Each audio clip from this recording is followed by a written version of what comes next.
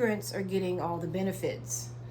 So when I need help as an American whose family has been here for hundreds and hundreds of years, when I'm down, I can't get the help that I need. But we have found that a lot of the immigrants are getting help with housing.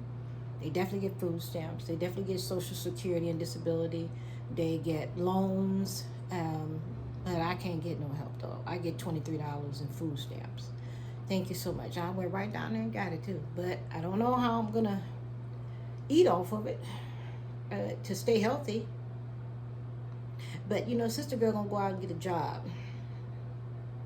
Now, what you say you learned about from your immigrant friend? Friend, that's it, not just one. But anyways, one, I like to know how they can come here. They have no Social Security. They have no birth certificates. Right? They may have a passport or a visa or something like that. And they get all kind of benefits. They get the loans. They get a bank accounts. But when it comes to us who have been here, they're treating us as though that we're the liability. We got to show Social Security card. We got to show our birth certificate. We got to show our diplomas. Everything that we supposed to have. We got to show somebody something. And then they only give you the crumbs from off the table, like Lazarus and the rich man. They're the rich man and you're Lazarus. Right? Now, there was a brother I was talking to yesterday, and I won't mention his name on here, but he was talking about how he helped a young man who was in a Mexico prison, in a Mexican prison. He went and helped him get out of the prison. Then this young man moved to Colorado. He's got a bank account. He's got a business and several homes now, like 4 or 5 different homes and stuff like that. You know what I'm saying? All without Social Security, all without birth certificate, any of that stuff like that. So how is it that, people come here and do better than what we're doing, and we've been here, and we're still getting crumbs from off the table? I think I know the answer to that though. The answer is when you get politicians in positions that look like us. I heard that they take an oath not to really do anything beneficial for us, and it would seem that is true. It's not like that we're jealous or envious or hate immigrants for coming here and finding a life, but I am, because they ain't helping me, and there was an old commercial when we was young. They used to talk about, we're not looking for a handout, we're looking for a hand, right? And Yeah. you remember that song? Yeah, I kind of remember I'm not that. looking for a handout, just a hand. Well, the thing is that, like, if I want to go get me a bank account, right, and I don't want to use my Social Security number, they tell me I can't get the bank account because I got to give them my Social Security number. But you got people that come here that don't have no Social Security number, get the bank account. That's when How's this adding up? You use that other status then, right? What status? They're not that status, but you can use, I forget what it's called now. It's tax exempt or something like that, right? Yeah, but see, this is the thing. You got to go through all these loops and hoops to get what everybody else is getting for free. You see what I'm saying? But So, we probably look like, to the few viewers that we have, and we're thankful for the viewers we have, right? But we realize that a lot of the viewers are younger people, and we be trying to enlighten them on things that they may have to face when they're older, Just, you would think that things would be set aside for you, but they trying to get rid of all the stuff that helps I think it's called the survivor benefit, right? Social Security is a survivor benefit. Yes, it is. The survivors. You trying to get rid of that? I need to put my leg up. Well, I mean, there's a way to get around it, but the thing is why should we have to get around it? I mean, you're talking about foreigners who is currently trespassing on your rights, your state, your land, your customs, your traditions, your way of life, right? Who are these foreigners? Well, a lot of them are in politics now. It's not just that people are coming here across the border or whatever. Many of them are in the politics, so they're politicking for their people, their progeny, not for you and me, right? So maybe as a people we don't understand that in all the years of us doing the voting and appointing, well, we don't appoint, we just vote, but we don't understand that there's certain levels that we cannot even vote on. First of all, why would you vote for a foreigner? You know what I mean? That doesn't make sense, because that foreigner doesn't have your best interest in mind or in his heart. They have the interest of their own people, their own progeny. As they should. As they should. As you should, but not here. Don't come here and do that. Mm-mm. You know, go back to the land you came from and do that stuff over there. You and I could go over to China and run for office. Oh, I know we can, and we can go over there and get land and houses. We can do that. And we can do that people in off their property and all that stuff like that. We can do that in Ghana. We can do that in Russia. You know, it's a free world, right? Yeah, it's a free Psych. world. Yeah, You know, everything. Psych. This is a land grab over here.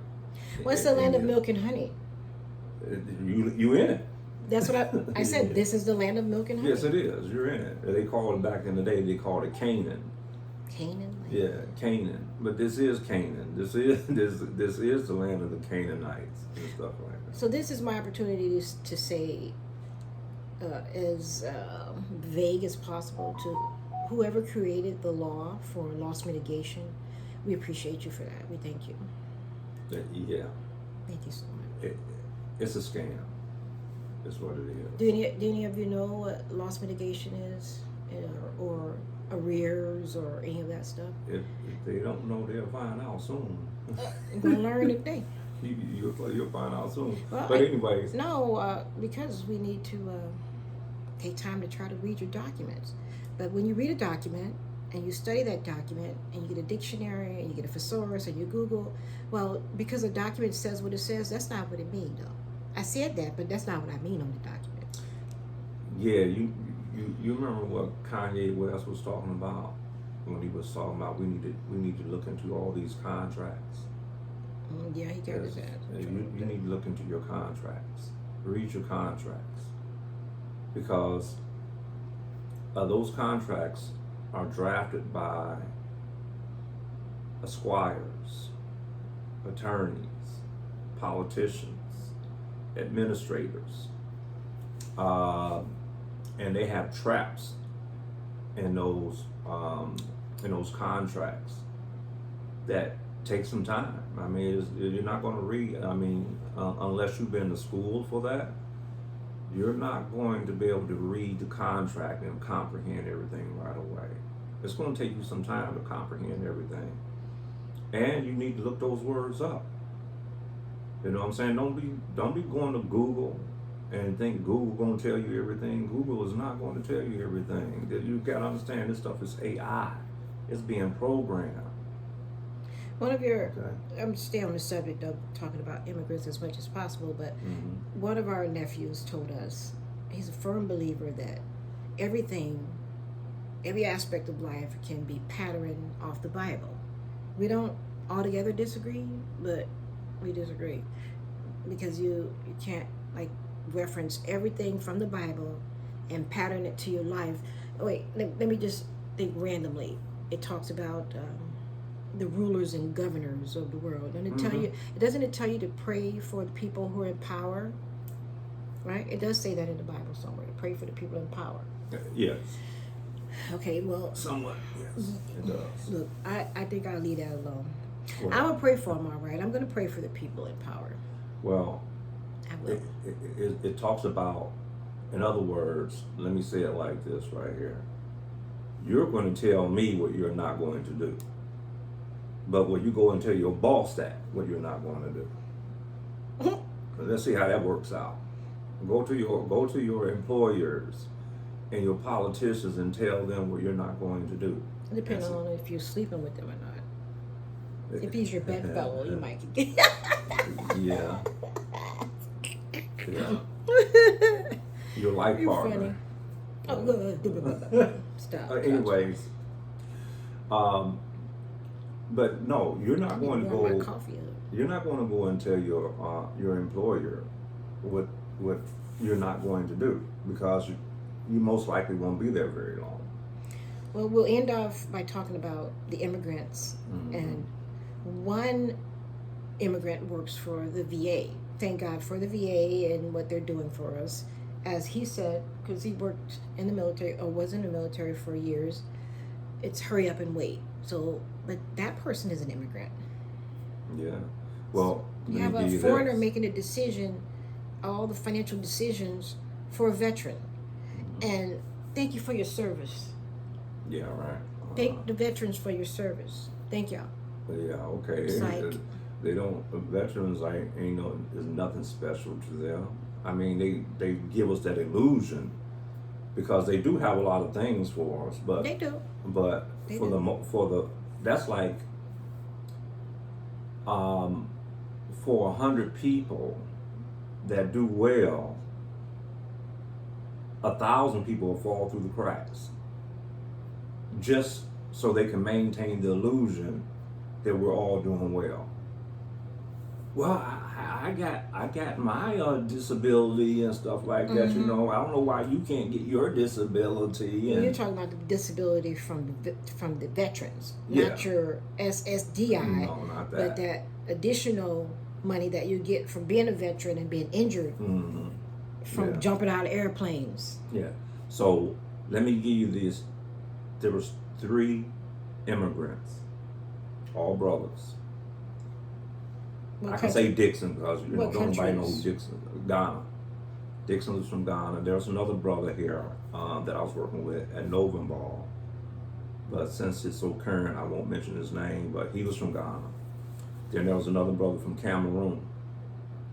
Right, and almost every brother that I meet from what they call Africa, when they come here, they cannot be labeled as black.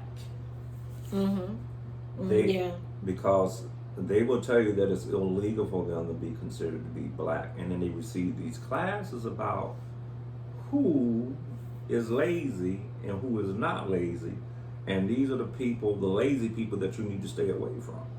We seem to fit that description too. I would imagine that if I was taught that and I come here, I would probably see that as true. Mm-hmm. But you know the mistake that they make? They come over here and they become a citizen. And I'm like, why would you become a citizen over here? Why would you do that? You're becoming a U.S. citizen. You're not a national. You're becoming a U.S. citizen, right? And that's not dual citizenship. You know what I'm saying? Because one is a corporation and the other one is a nation. You're not receiving a nationality. You're becoming part of a corporation. At one hand, they said that you can't come over here and be black. They have to label you as white, right? But you get the black treatment at some time. However, a lot of them still do get bank accounts. They get the loans. They get the food shacks, they clothes. You know what I'm saying? They still have a lot of things that's not afforded to us. But ultimately, hey, when you take on that U.S. citizenship stuff, guess what, baby? You pay later on. But we're going to get back to some of the immigrant stuff, though. That's what I'm talking about right now. The immigrants, they became U.S. citizens. Because I want to cut it off soon. But I saw an article, and in brief it said that Sedona, the city of Sedona, in that area of Arizona, they had to allow workers,